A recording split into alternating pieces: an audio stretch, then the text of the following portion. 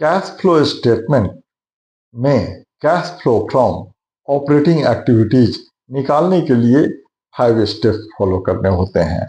Step 1, net profit after tax and extraordinary item से net profit before tax and extraordinary item निकालते हैं। फिर इसमें non cash non operating expenses को add करते हैं। और non cash non operating expenses क्या है? जो कैश एक्सपेंस नहीं है, मतलब एक्सपेंस तो है, कैश का आउटफ्लो नहीं होता है। और नॉन ऑपरेटिंग का मतलब जो ऑपरेटिंग नहीं है। जो ऑपरेटिंग नहीं है वो इन्वेस्टिंग और फाइनेंसिंग है। इन्वेस्टिंग क्या है? नॉन करेंट एसेट से रिलेटेड कैश फ्लो। और फाइनेंसिंग शेयर कैपिटल और नॉन करेंट लायबिलिटी से रिलेटेड कैश फ्लो। अब इनसे रिलेटेड जो एक्सपेंसेज होते हैं, लॉसेज होते हैं, जैसे depreciation, amortisation, loss on sale of fixed asset, discount on issue of debentures, preference, तो इनको ऐड करते हैं और non cash non operating income को लेस करते हैं। अब ये क्या होते हैं?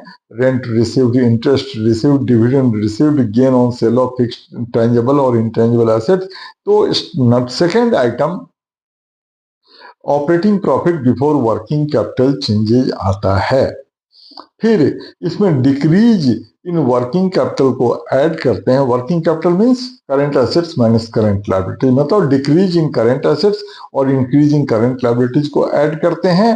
और इंक्रीज इन वर्किंग कैपिटल को लेस करते हैं, मतलब increase in current assets and decrease in current liabilities को लेस करते हैं। तब जो अमाउंट आता है कैश जनरेटेड फ्रॉम ऑपरेशंस आता है। ये थर्ड आइटम हुआ। अब इसमें tax paid net of tax refund, मतलब जो टैक्स कंपनी पे कर रही है, अगर कोई टैक्स रिफंड मिला हुआ है उसे माइनस कर देते हैं। फिर जो एक्सेस टैक्स होता है उसे कैश जनरेटेड फ्रॉम ऑपरेशन से माइनस करते हैं। फिर फोर्थ आइटम आता है cash flow from operating activities before extra ordinary item. फिर इसमें एक्स्ट्रा ऑर्डिनरी इनकम्स को ऐड करते हैं और एक्स्ट्रा ऑर्डिनरी एक्सपेंसेस को लेस करते हैं। इसके बाद जो अमाउंट आता है, अगर वो पॉजिटिव हो तो इसे cash flow from operating activities कहते हैं, और नेगेटिव हो तो cash used in operating activities कहते हैं।